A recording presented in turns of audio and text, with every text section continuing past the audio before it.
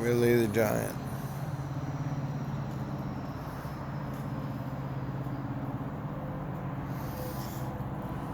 This Big Willie's rescue. Looking at him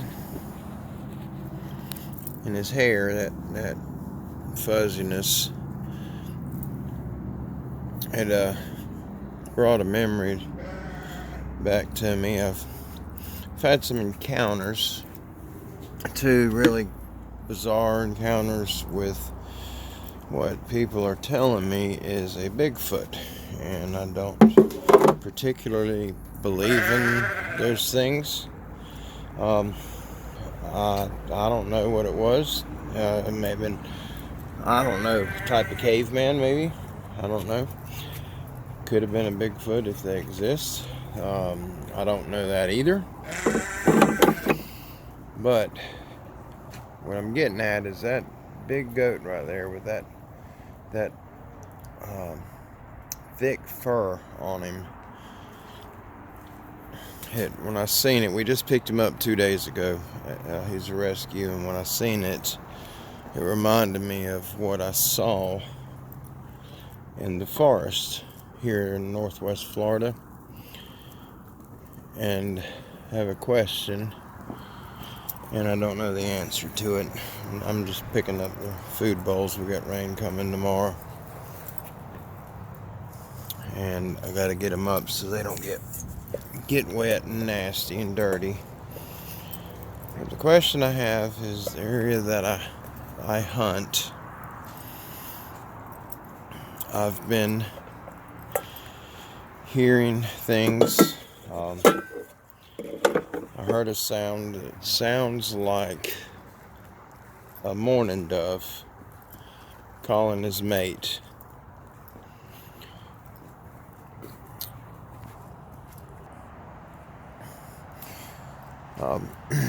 What I was getting at is I was hearing these sounds. It started, I was in the forest. I got a little chair that I lock onto the tree. I just walk up to a tree and it straps around it. I unfold it and I can sit there comfortably all day and hunt. Due to my health, I can no longer climb in a climbing stand, or I just don't climb. I've got a bone disease and it wouldn't take much, and I'd be in a bad situation with nobody around me to help me. So I put my seat on this tree, and the old logging roads they no longer use, they're still there, but they're grown up. It's just like an old two-trail, and that's, if I'm gonna walk, I'll walk down them old two-trail logging roads. And I was just gonna walk down this road, we call it the Horseshoe Road. It comes off the main two-trail that you walk to get back to this spot. It comes off of it, it heads north about 250 to 300 yards, and it makes a 180 degree turn, and it comes right back and ends back at the main road, and it's shaped like a horseshoe.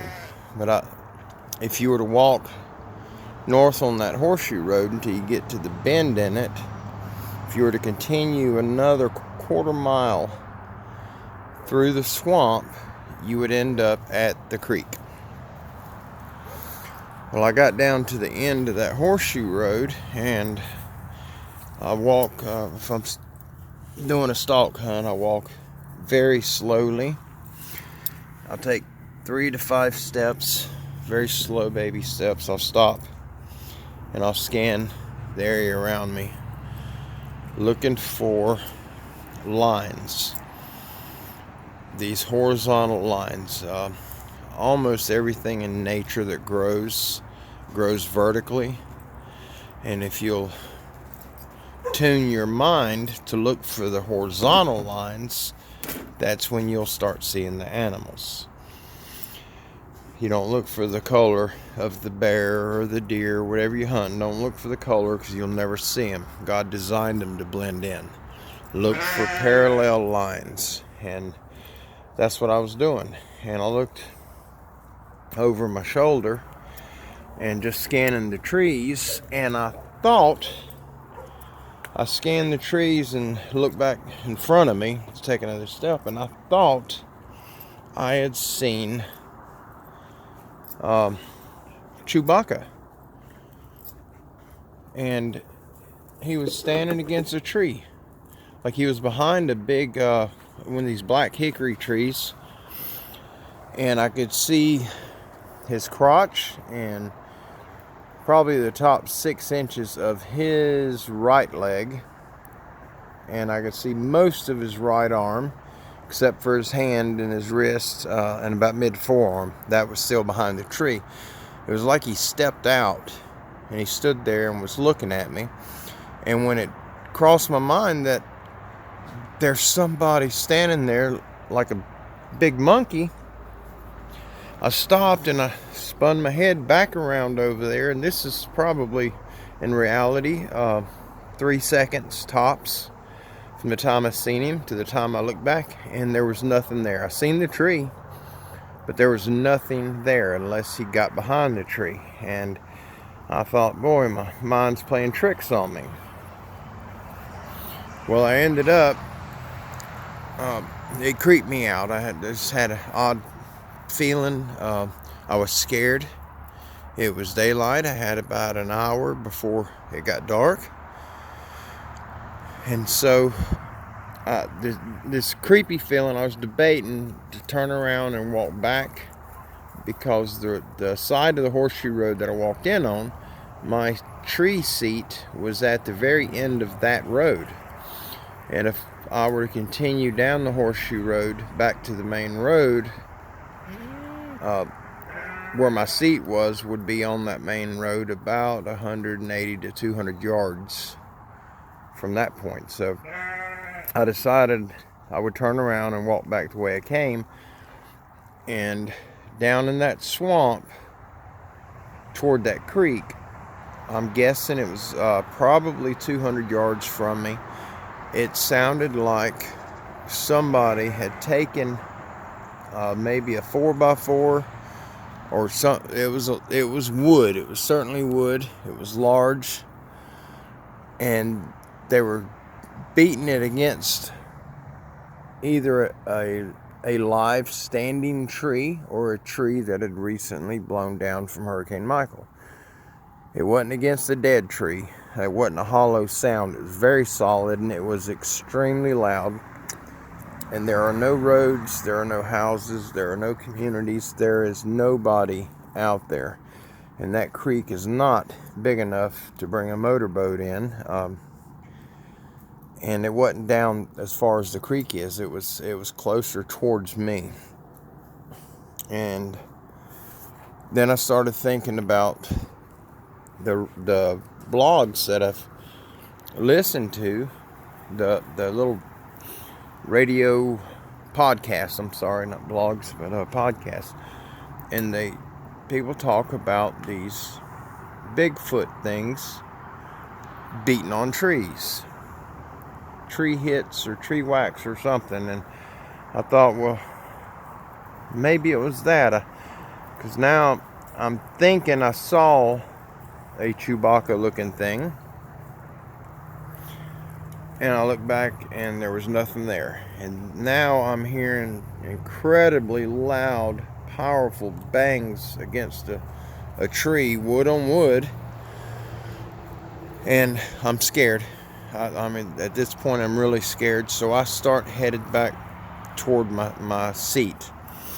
I get up to my chair, and I decided I'm closer to the car. It's still, from where my seat was, it was exactly 867 yards to the gate where I had my car parked. And I'm debating, do I stay till dark and come out and hopefully get a deer, or do I leave now? And behind me, which to get to the car, I cut through the woods. I don't travel down that main road. I go directly behind where I was sitting, about 200 yards, and there's another road, an old abandoned logging road, and I travel this one down, and the little path that goes to my car, when I get to that path, I'm only 50 yards from the car. So it's a little faster than walking the main road down.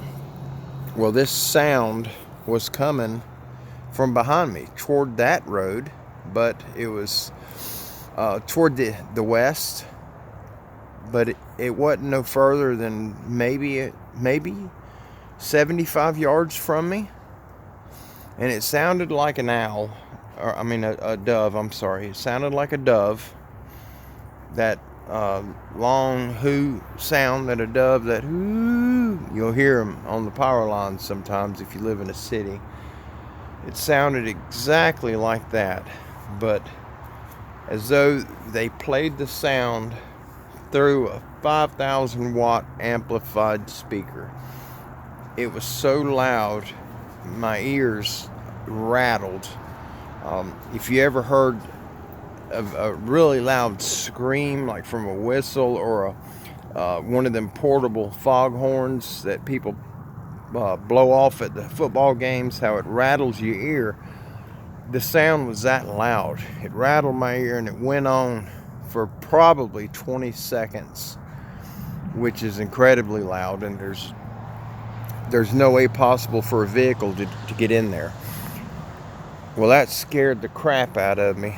So I unstrapped my seat from that tree, I threw it over my shoulder, and I made a beeline through that little short piece of patch of woods to get up on that next road up closer to the car. And I started down that road headed toward the car, heading east. And I could hear something in the woods to my left. That's the same woods the sound came from, and the same woods I was sitting in. Something was running alongside me. I wasn't running, I'm not physically able to run, but it was keeping pace with me, and it was breaking twigs, large, loud popping and cracking sounds. And when I stopped moving, it would take a step or two more, then it would stop. And if I sat there for 30 seconds, it wouldn't move for 30 seconds. But as soon as I took off walking again, it would take off. And it scared me. It scared the life out of me. And when I hunt, I'm older, so I do not use a high power rifle. I do not use a repeater rifle or shotgun of any type. I hunt with muzzle loader or my crossbow only. And on this occasion I had my muzzle loader. And every time I go into them woods up there, and I've hunted that area since I was 16 years old, so going on close to 40 years I've been hunting up there. So now I'm in a situation, if that is one of them Bigfoot creatures, or whatever they are, do I shoot it? I mean, I'm scared to go hunting up there because of this. And I do not eat meat from the store. If we're going to have any domestic meat, we will raise it ourselves. The meat that my family eats, we get from hunting, or we raise it ourselves. Fish that we catch, chickens, eggs, everything that we consume, we raise or we harvest from the wild. Up until last year, the same applied for the milk that we drank. So we depend on the woods. There's not many areas for someone who has limited mobility to hunt in this area where I live. And so I'm at odds. Do I stop hunting up there altogether? Or should I just shoot this thing and try to kill it? Will that bring an end to it? Or can they be killed? I mean, I know nothing about this. If anybody has any input, please leave me a comment. And don't send nothing rude. I'm not looking to be judged by anybody. I get enough of that in daily life for the way that I walk, and I don't need it. I'm looking for adults or young people that have an adult-like mind. Serious replies. Please comment and let me know what you would do. If you have any experience in that subject, comment below and I will get up with you. Thank you. You guys have a great day. Thank you so much, and God bless you all. Bye-bye.